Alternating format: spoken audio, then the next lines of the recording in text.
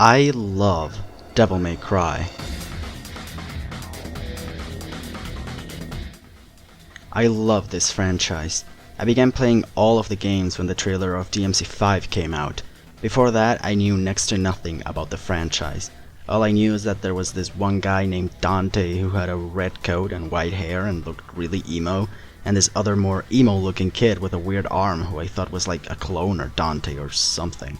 I began playing all of the games in preparation for 5, although I would never be able to play it because I'm poor and I could barely record Portal 2 without my potato laptop burning. But I could at least get some of the context and experience the entire franchise.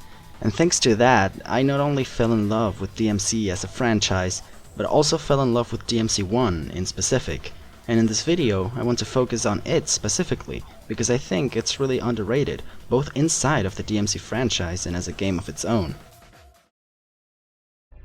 DMC was originally developed as the 4th main entry of the Resident Evil franchise, and looking at both DMC and RE4 side to side, there's clear similarities between them in presentation and aesthetics. Big details like the castle areas and underground areas, or small details like how the camera zooms in when inspecting items.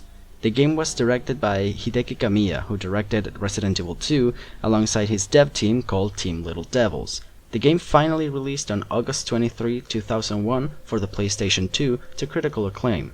From its fast and stylish gameplay to its, sometimes, engaging story and characters, alongside with excellent music and environments, Devil May Cry has earned its place on a lot of gamers' hearts. And after playing through Devil May Cry 1 once again, I'm here to tell you why this franchise and this very first game in specific has a very special place in my heart. Now for this video I'm going to be playing the HD version of the game. I would have loved to play the original, but the HD version runs far smoother and with less technical issues than the emulator, so it will have to make do. Do keep in mind, however, the HD version has a lot of bugs visual and audio wise, so I won't hold the game accountable for any mistakes the HD version has. Let's rock, baby.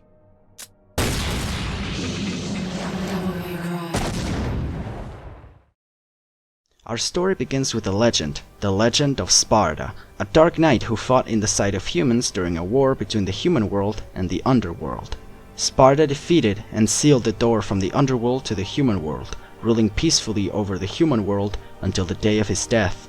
And now, 2 millennia later, his son, Dante, who is chilling in his demon killing shop, gets visited by a mysterious woman. Sorry, we closed at 9. Again, no password. I can't seem to get any real business. Whoa, slow down, babe. This woman recognizes Dante as Sparda's descendant and as the man who lost his mother and brother to evil 20 years ago.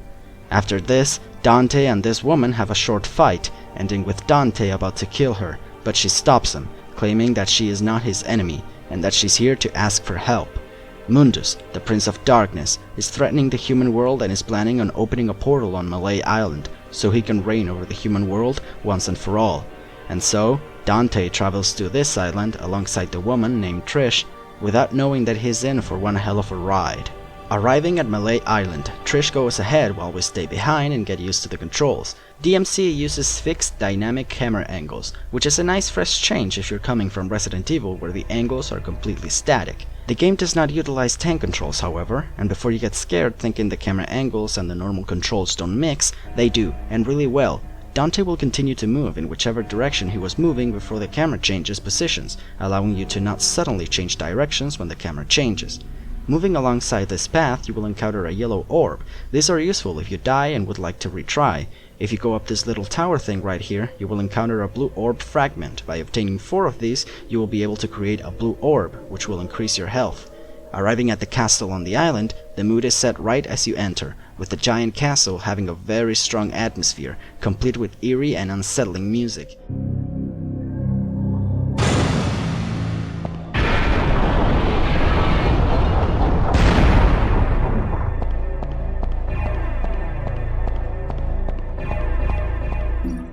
An aspect of this game that I absolutely love. The game has a genius mix of horror and action that does not come up again in later games, focusing more on the action and humor side of things rather than having eerie and scary atmospheres. Throughout this entire area, there will be red orbs, crystallized demon blood that you can utilize to gain more power or to buy upgrades and new moves. You can also buy items with this that would help you in the levels, or use them to advance through some areas that require you to pay a certain amount to break a barrier. There's also white barriers that require you to defeat all enemies to advance. You can also break parts of the environment to get more red orbs, which is really fun, and some areas hold secret chunks of red orbs if you know where to find them. You can also encounter statues that will drop red orbs as you attack them, something that will reappear in every game as far as I know, and of course, enemies drop red orbs too. The game is divided into missions just like RE4. Some missions take like 3 minutes and some can take up to more than 25. So long as you complete your objective, the mission will end, so depends on you how long the mission takes. After advancing through some areas, we will come across our first key item, a rusty key. Nice. Alright, now all we gotta do is head back and... oh, fuck. This is our very first enemy, the marionettes. These are low-class demons who possess the bodies of marionettes to exist. They can attack you in many different ways. The most common is utilizing their blades, although they can shoot with guns too. If they swarm you, they can be pretty hard to get rid of, but usually they're easy enemies. Dante has a lot of things up his sleeve to deal with nasty demons, his main weapon being his sword. In this game you will mostly utilize the Alastor sword, although your first sword is the Force Edge, Sparta's sword. By timing your attack inputs in different ways, you can do different combos with your sword, and by locking in and pressing a direction key, you can do different special attacks, like the Stinger or the High Time attacks. Once you obtain Alastor and later on Ifrit, you can release your true devil powers via Devil Trigger. This form will not only make Dante faster and stronger, but also regenerate his health and allow Dante to do more devastating attacks and special attacks, as well as transforming into the demon form of whichever weapon he's using at the time. You can fill up your Devil Trigger bar by either taunting at enemies or simply attacking enemies. You can also upgrade it by buying purple orbs at the store. Alastor offers a variety of electric fast and aerial movements, while Ifrit offers devastating fire attacks and blasts. You can also alternate between these two in the middle of battle, which allows for stringing combos of both weapons together, which is nice considering DMC's unique mechanic, the style system. While this would be polished and perfected in the third entry, it works great in this game.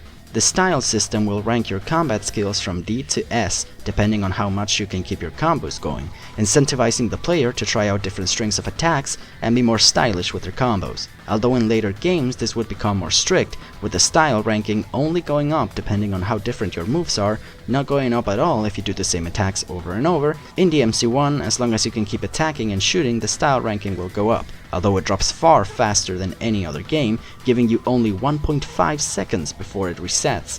At the end of each mission you will be ranked the same way as with your combat, from D to S. However, this ranking does not have anything to do with your combat skills.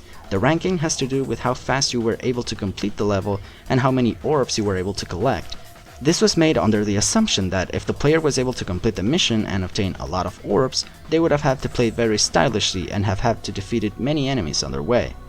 And in classic Resident Evil fashion, the game will have you traveling through the entire island, gathering many different items, solving different puzzles to advance through the game, and of course you can interact with different parts of the environment and different items laying around that can give you a bit of an insight into Dante as a character and have a lot of world building and interesting lore. Before any mission starts and via the divinity statue, you can buy different items and upgrades. And just listen to this.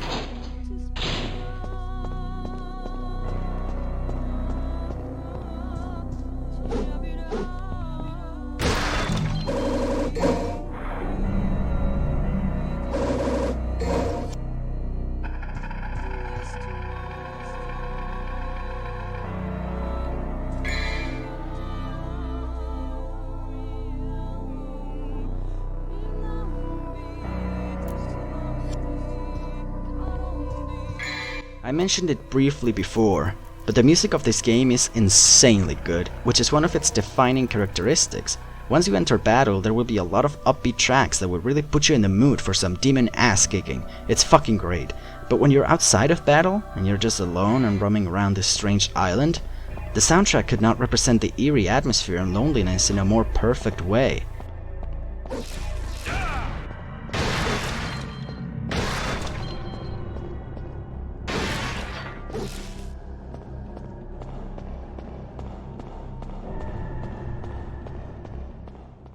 And let's not even talk about the other places you visit, like one of the castle sections where everything is dark and the music is really tense, or Nightmare's pocket dimension and the mirror world, both places distorting the visuals and music alike, with distorted mumbling, choirs, and the characteristic organ. The gothic roots of this game are undeniable, and it fits the game perfectly. These tracks are not only incredibly good, but haunting too, and even if I am supposed to be this legendary demon hunter, I still find myself being scared at times. And in other times, the music is neither of these things, instead being soft, emotional, and extremely hauntingly beautiful, accompanying the story's most emotional moments. But before getting into the story, let's talk a bit more about the game itself. Like I said before, you will encounter many different weapons throughout your journey, with Alastor and Ifrit being your main weapons, and guns being your secondary weapons. Your default are Dante's personalized guns, Ebony and Ivory, but you can also find a shotgun that does a lot of damage at close range and a grenade launcher. You can also get a needle gun, but this one only works in underwater segments, which aren't exactly great. These segments are kind of scary because they put you in a situation where you can't really control Dante in the most fluid way, and it allows enemies to get really close to you and attack you, which can be really scary or really frustrating. They're not great sections, although the last underwater section that takes place inside of a painting world is really cool, with little details around the area if you look around that I find really nice.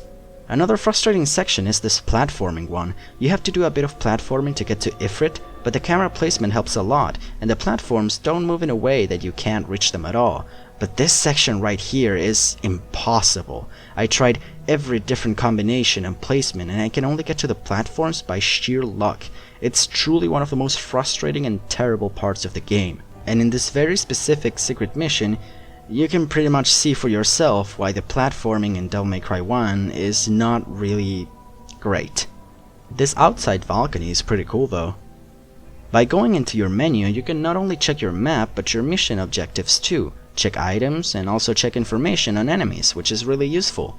At first I thought this was one of the HD collection's bugs, but turns out the pages of enemy files fill up as you uncover information about them, either by attacking them or by enemies attacking you, which is amazing. Although the game doesn't really tell you this, so at first it may be confusing. The game doesn't tell you a lot of things unless you go out of your way to find them on the menus. The enemies on Devil May Cry 1 are really varied in aesthetics and appearances and in power tiers. Personally, the enemies I find the most scary are the Sargasso and the Nobodies. The Sargasso are giant floating skulls that you will encounter on a section underwater. They are easy to kill, but they are really unsettling and will try to bite you if they get close. The Nobodies you will encounter in the Mirror World in a late mission. They are powerful monkey-like demons that are very hard to kill and are unpredictable. They can also utilize masks to get bigger in size and be more powerful as a result. Even in death they're dangerous, as they will leave pools of some weird substance that will explode for a while before dropping red orbs. And speaking of enemies, let's take a look at Devil May Cry's awesome roster of bosses. All of the bosses in the game are either a direct creation or serve Mundus. The very first boss is Phantom. You will encounter him in an eerie looking cathedral-like part of the castle. It's a giant lava demon that's a weird fusion between a spider and a scorpion. You can attack Phantom from the front, but he has big meaty claws that he will use to attack you and can send you back. The best way to attack him is by jumping on top of him and slashing down. Your guns also work perfectly, especially on Devil Trigger mode. You won't kill Phantom in your first encounter, and he will haunt you a couple times outside of battle, until your final fight where Dante is able to eliminate him, in which Phantom recognizes him as not just any human, but Sparda's descendant. Griffin is another boss that you will encounter many times. He's a giant bird-like demon that will use its sharp beak or red lightning attacks to damage you. He can be quite hard to kill. He's a very interesting boss, however. Griffin is very noble and respects Dante's strength. However, he is very loyal to Mundus and will fight Dante even if he knows he has no chance. Next boss is Nightmare. This is a mix between demon and machine created by Mundus to do his bidding. Nightmare has two forms, the first one being a bizarre pool of some weird substance. It will try to creep its way towards Dante, and if it catches him, Dante will be sent to another dimension in which he has to fight one of the game's previous bosses.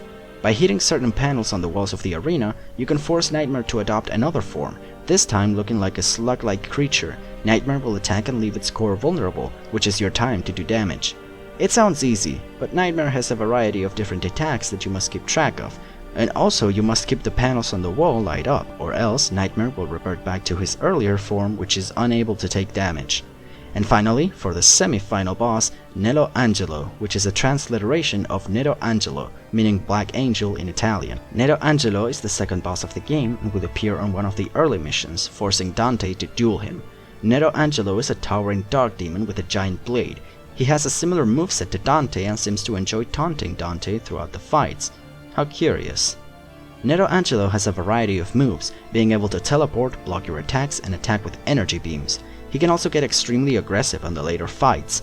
At the end of your first encounter, Nero Angelo will notice your amulet and will retreat. Interesting. You will find him many times later, but to talk about him more, we need to talk first about the story of Devil May Cry. After arriving on the island, Dante will make his way through the castle and its surrounding areas, unlocking different sections and obtaining new weapons and power. Trish will follow Dante from the shadows, acknowledging his feats and strength, once after defeating Phantom, and again when defeating Griffin. After Griffin acknowledges Dante's strength, he begs for his master Mundus to give him the power to kill Dante, but Mundus responds by killing Griffin. Seeing Mundus disposing of his own kind like that angers Dante greatly, and in that moment he knows Mundus was the one who took away Dante's mother and brother, and swears that in the name of his father he will kill Mundus. Dante will encounter Nero Angelo many times, with their final encounter taking place before Dante opens the gate to hell. As Dante recognizes his guts and honor and respects him, Nero Angelo takes his helmet off, revealing a human face similar to Dante. And after their fight, Nero Angelo will disappear screaming in pain, leaving behind an amulet, the same amulet that Dante has on him. In this moment, as Dante thinks on his life as a kid, he realizes that Nero Angelo was Dante's brother Virgil all along. After this scene, we see Trish speaking directly to Mundus, calling him her master. Dante fuses both amulets together, not only obtaining the key to the underworld, but also unleashing Force Edge's true power in the form of the Devil Sword Sparda. And now, equipped with this, Dante makes his way down towards hell. The underworld is a very unwelcoming place. The entire place is made out of throbbing flesh and bones, with some areas featuring pulsating or moving walls and tentacles coming out of the walls that can damage Dante if he's not quick enough. In here you will find Trish once more, who seems to be injured and calls out Dante for help. Dante rushes to help but is stopped by Nightmare, and as Dante is about to dispose of Nightmare, Trish reveals herself as Mundus' ally and backstabs him, aiding Nightmare on the fight. However, Dante comes out the victor, and as part of the room is about to crush Trish, Dante runs towards her to save her, leading into one of the game's most emotional and well voice acted scenes, as well as one of my favorites.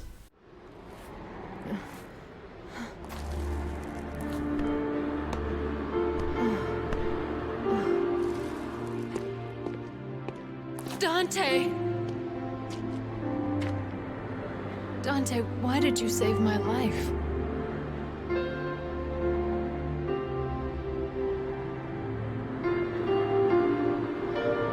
Because you look like my mother. Now get out of my sight. The next time we meet, it won't be like this.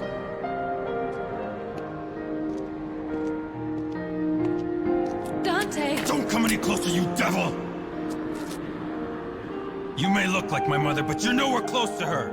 You have no soul. You have the face, but you'll never have her fire!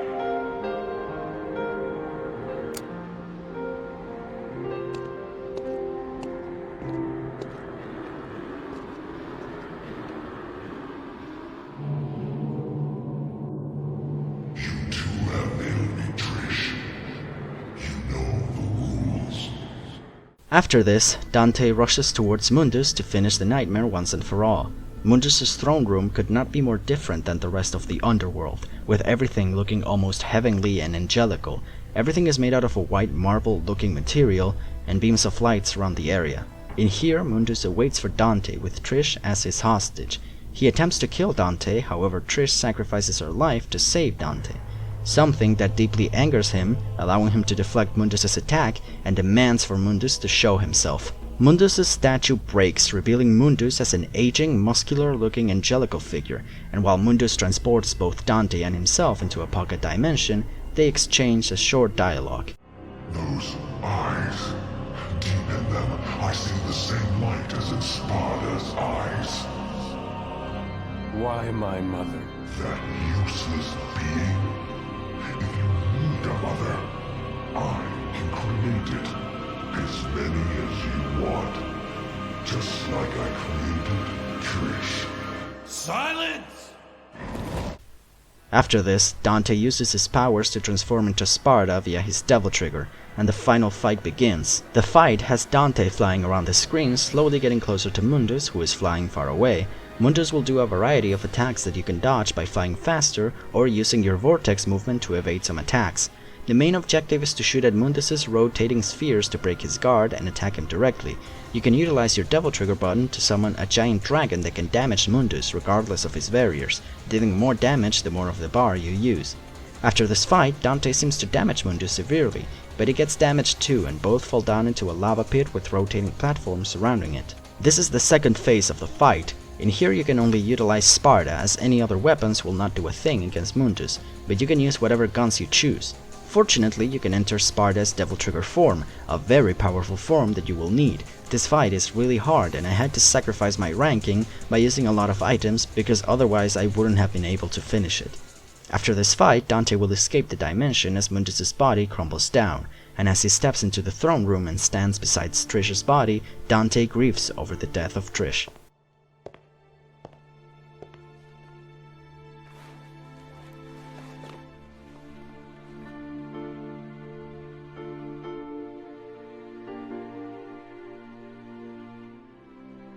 My mother risked her life for me, and now you too.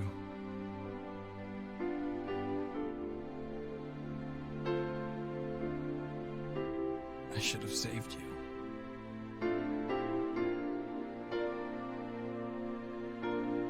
I should have been the one to fill your dark soul with light!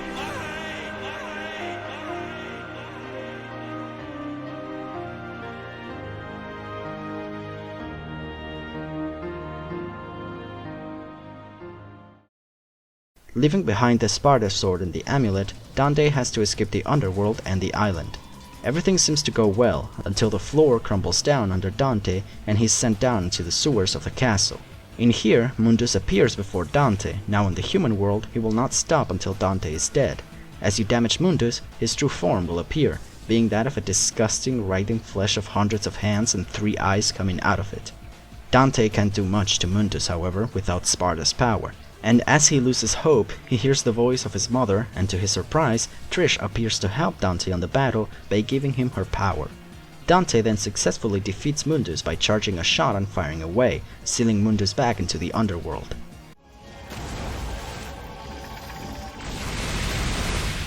It looks like we have a winner. Jackpot.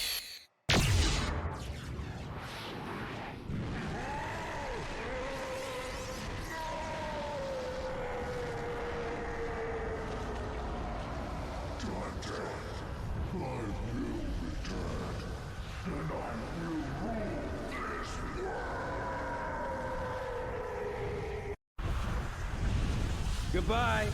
And when you do come back, give my regards to my son, will ya? And after this, Dante and Trish share an emotional re-encounter. Trish tries to apologize crying, but Dante reassures her that she has become more than a devil, stating that tears are a gift humans have, and that devils never cry. Thinking that it's too late for both to escape on time, Dante says that it's never too late, and the plane on top of the area comes crashing down, and Dante and Trish are both able to escape out of the island on time as the entire island is destroyed. The game ends with Trish answering a call from the newly renamed Devil Never Cry shop, and as Dante and Trish go out to complete the job, the game rolls its credits, with the game finally ending on a beautiful frame of the perfect amulet laying next to a picture of Dante's mother, Eva, and showing you all of your stats on your playthrough with how many stylish combos you were able to keep and the rank for each mission. While it's arguable that the story of later games such as DMC3 are much better, I still find one story to be extremely good and delivering it in a very engaging way. The main meat of these games is the gameplay. I don't think any of the DMC games have a story that you can pick apart and analyze and call a masterpiece, but for the most part, they have a pretty solid or pretty excellent story, with a few exceptions here and there. After finishing the normal mode, you unlock the next difficulty, hard mode. Immediately after the final end screen, you will be thrown back into the first mission, now in hard mode. You keep all of your previous upgrades and items except key items, and you will be facing more powerful enemies in earlier areas, and bosses will be much harder. After defeating hard mode, you will unlock Sparda's costume, which will grant you Sparda's human appearance, replacing Dante throughout the game and cutscenes. Sparda has his own set of guns and weapons, with Yamato being his devil arm, although it's a clone of Alastor, and his guns being Luce and Umbra, instead of Ebony and Ivory. After defeating hard mode, you can go to Dante Must Die mode, which is the hardest difficulty and will grant you Super Dante, a costume that is identical to Dante but will let you use your DT without draining your DT bar. All of these things said, I hope I laid out accurately why I love this game. Devil May Cry has a good story with a likable, goofy but serious protagonist, great bosses and enemies, an action-packed gameplay mixed together with a foreboding and eerie atmosphere, beautiful tracks that complement the game perfectly, and a mysterious main villain, ending with a reveal of said villain and an epic final fight. Devil May Cry has engaged me since the moment I picked it up back in late 2018, and every time I think about this franchise, I can't help but think about this game first. I have a lot of love and appreciation for this game, not only because it started one of my favorite gaming genres and it's the starting point of the series I love, but also because as its own game, Devil May Cry is amazing. I truly believe that Devil May Cry is special. Hey guys, if you made it to the end of the video, I just want to thank you so much for watching. As always, if you'd like to see what I'm up to and my art, you can check my links in the description.